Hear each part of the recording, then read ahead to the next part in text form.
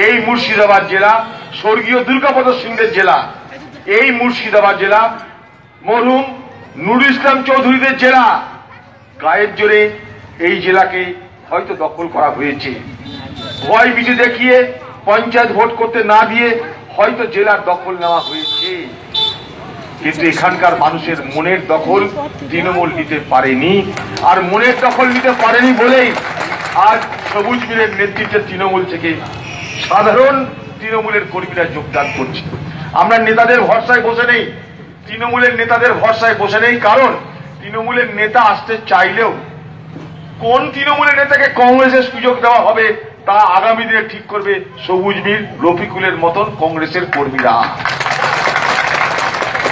চিন্তার কোনো কারণ নেই। আমরা অর্থাৎ সবুজ মিল রফিকুল এরা নেতা তৈরি করে। আজকে অধীর চৌধুরী মনে করে এমপি হয়েছে, মাথায় দুটো সিং গজিয়ে গেল, এই কদিন পর ভোটে সেই সিং ভেঙে দেওয়ার ক্ষমতা কর্মীদের আছে, মানুষের আছে। তাই আমি সে আহাম্মকের কাজ করি না। আমি কখনো মনে করি না আমার মাথায় সিং গজিয়ে গেল। আমাদের মতন বড় ভিখারি কেউ নাই। মানুষের কাছে দুয়া ভিক্ষা করি, মানুষের কাছে ভোট ভিক্ষা করি, তবে আমাদের গুজারা হয়।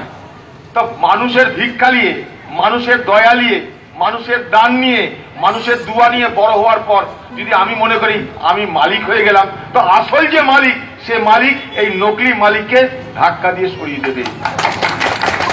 তাই আমরা সে আসল মালিকের উপর ভরসা রাজনীতি করি, সে যা করবে তাই। আর সে বলেছে মানুষের সেবা করো, মানুষের ভালো করো, তোমার কোনো বিপদ হবে না। সেই কথাটা মেনে চলার চেষ্টা করি। সব পারি তা বলছি না, ইচ্ছা অনেক হয়, উপায় হয় না। স্বাদ অনেক থাকে, স্বাদ কুলায় না, কি করব।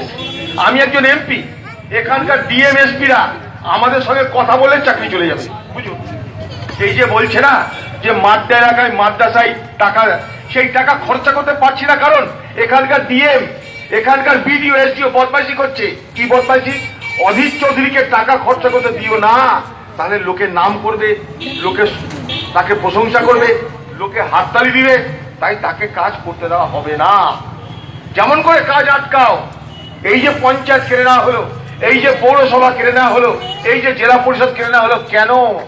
তার কারণ আমরা সীমাবদ্ধ ক্ষমতায় সারা মুর্শিদাবাদ জেলায় প্রথম প্রমাণ করে দিয়েছিলাম যে জেলা পরিষদ কাজ করতে পারে। সিদ্দিকা বেগমকে সভাধিপতি করেছিলাম, 1200 কিলোমিটার শুধু পাকা রাস্তা করেছিলাম আমরা, 29টা ব্রিজ করেছিলাম শুধুমাত্র। সেই জমানায় আমরা ইচ্ছা ছিল এই মুর্শিদাবাদ জেলাকে সারা ভারতবর্ষে মডেল জেলা করব। তার অনেক সুযোগ আছে আমাদের কাছে। এই মুর্শিদাবাদ জেলা মুসলিম অধ্যুষিত জেলা, তার জন্য দিল্লি আলাদা টাকা দেয়, তার জন্য দিল্লি আলাদা টাকা দেয়, জেনে রাখুন। সাচার কমিটি রিপোর্ট প্রকাশের পর কংগ্রেসের ইউপিএ সরকার সংখ্যালঘু জেলার জন্য আলাদা টাকা বরাদ্দ করে। এমএসডিপি প্রকল্প আলাদা টাকা বরাদ্দ হয়। অতএব মুর্শিদাবাদের উন্নয়নের টাকার কোনো অভাব নেই, জেনে রাখুন আপনারা। মুর্শিদাবাদ জেলার উন্নয়নের টাকার কোনো অভাব নেই। মাদ্রাসা, কবরস্থান, সমস্ত কিছু আলাদা বরাদ্দ হয়।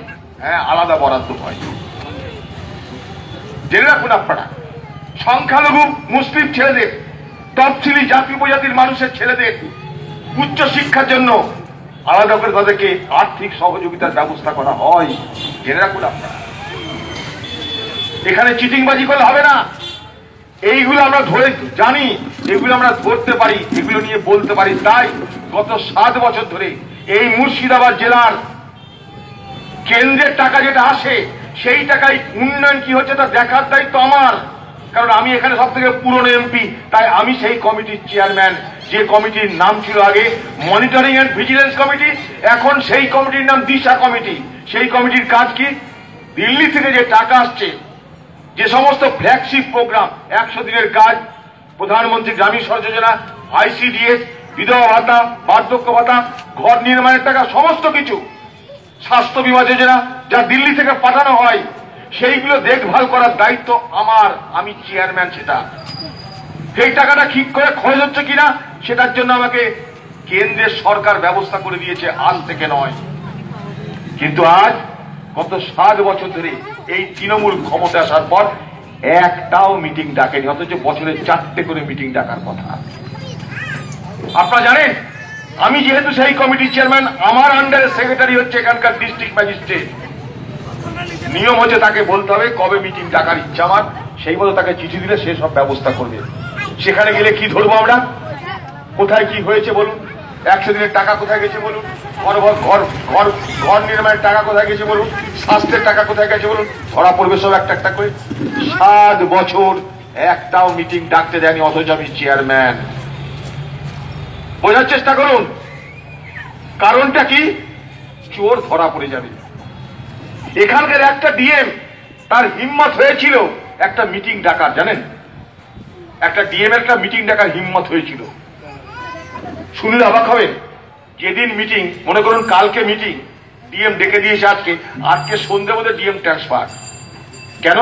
ধরা পড়ে যাব, চোর ধরা পড়ে যাবে। এই হচ্ছে এখানকার গণতন্ত্র। এটা গণতন্ত্র না, এটা চোরতন্ত্র, এটা লুটেরা তন্ত্র। আজকে সবুজ মিলের কথা শুনে সবকিছু স্পষ্ট হয়ে গেল আমাদের কাছে। আমরা কি বলছি বড় কথা নয়, সে তার দুঃখ যন্ত্রণা বেদনার কথা বলেছে।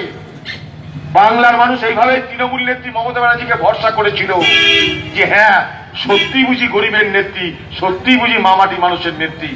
আজ সে ধারণা ভেঙে চুরমার। তার কারণ 7 বছর মানুষ দেখলো যে যাদের একদিন সাইকেল ছিল, সাইকেল থেকে মোটরসাইকেল এখন 4 চাকা হয়ে গেছে। Press the bell icon on the YouTube app